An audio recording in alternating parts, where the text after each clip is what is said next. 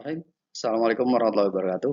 Selamat pagi, teman-teman mahasiswa. Apa kabar Anda hari ini? Mudah-mudahan kita semua dalam keadaan sehat walafiat. Untuk mata kuliah ekonomi pendidikan, kita sudah pertemuan yang kedua.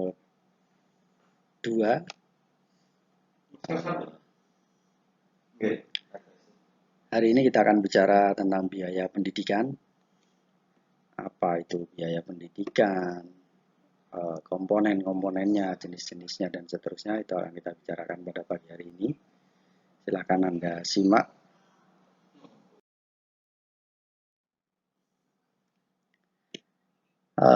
Biaya pendidikan ini terdiri dari berbagai sumber. Siapa itu sumber-sumbernya atau pihak-pihak mana saja? Yang pertama adalah pemerintah. Pemerintah ini melalui APBN, APBD, itu pemerintah ya. Dari pihak sekolah ada biaya rutin yang dikeluarkan oleh pihak sekolah, terus oleh siswa itu adalah biaya yang bersumber dari sekolah. Kemudian ada masyarakat yang bersumber dari masyarakat, ini bisa sumbangan dari masyarakat itu sendiri, donatur dan sebagainya. Kemudian perusahaan juga ada CSR di dalamnya, ada hal-hal yang bersumber dari dunia usaha seperti itu. Kemudian ada hibah. Hibah ini bisa dari pemerintah ataupun dari pihak-pihak yang lainnya, misalnya dari pemerintah luar atau dari LSM atau dari organisasi kemasyarakatan dan seterusnya. Jadi, biaya pendidikan adalah total biaya yang dikeluarkan oleh individu peserta didik, keluarga, warga masyarakat, dan pemerintah. Dalam rangka apa? Dalam rangka untuk kelancaran penyelenggaraan pendidikan sendiri. Nah, jenis-jenis dari biaya pendidikan ini yang pertama adalah biaya langsung atau direct cost. Direct cost ciri-cirinya adalah dikeluarkan oleh pihak sekolah, siswa, dan atau keluarga siswa. Biaya langsung ini bisa juga berupa uang yang secara langsung dikeluarkan untuk biaya proses belajar mengajar, penelitian dan pengabdian masyarakat, untuk gaji guru dan pegawai lainnya, untuk buku-buku, bahan perlengkapan, dan biaya perawatan, peralatan dan sebagainya. Selanjutnya, biaya langsung berpengaruh terhadap kualitas output pendidikan dan penyelenggaraan kegiatan akademik. Inilah macam-macam atau komponen biaya pendidikan.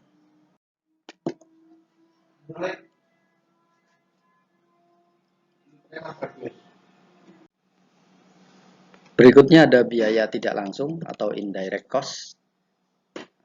Apa saja yang termasuk dalam biaya tidak langsung? Yaitu biaya hidup yang dikeluarkan oleh keluarga atau anak yang melakukan proses belajar.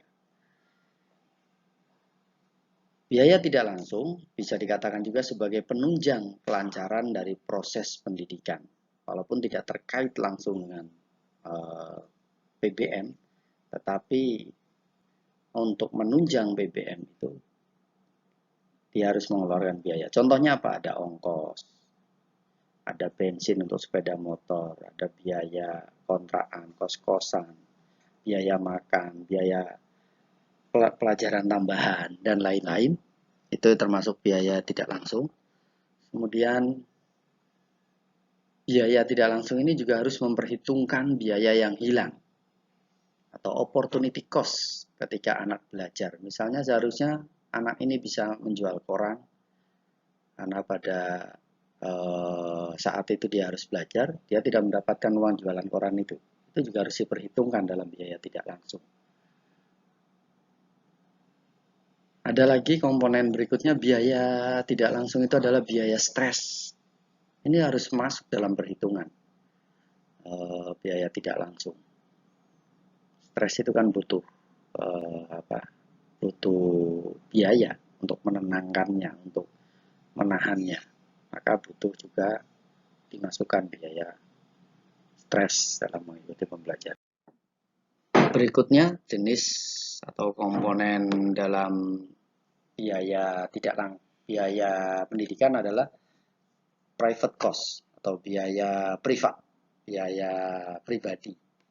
Bisa kita contohkan ketika siswa les privat, mengikuti les privat, mengikuti les olahraga, nari dan sebagainya, itu bisa disebut sebagai biaya pendidikan. Kemudian selanjutnya social cost, biaya-biaya yang bersumber dari masyarakat. Masyarakat ini bisa orang tua, bisa masyarakat secara luas. Secara orang tua wali dari siswa adalah melalui, dulu kita kenal namanya BP3, biaya penyelenggaraan proses pendidikan, itu BP3. Ada juga yang namanya SPP, sumbangan prasarana pendidikan. Itu juga dulu ya, sekarang sudah sekolah-sekolah negeri ditiadakan BP3 ataupun SPP, tapi sekarang muncul nama baru, iuran paguyuban. Nah, ini memang tidak memaksa sifatnya, orang tua wali dikumpulkan terlebih dahulu, terus kemudian diberikan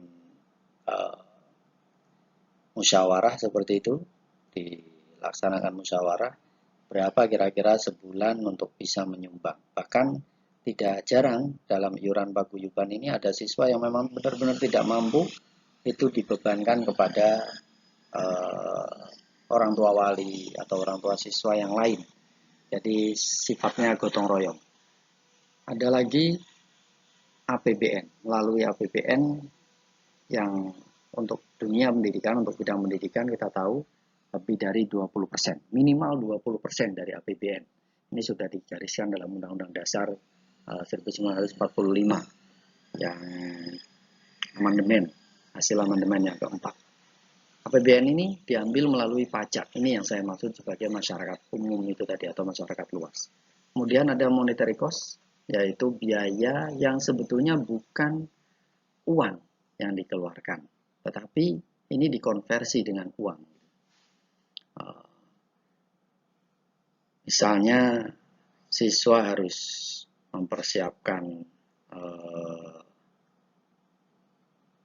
sesuatu yang nilainya sebetulnya bukan uang gitu, tapi kita harus konversikan ke dalam bentuk uang untuk menghitung biaya pendidikan ini.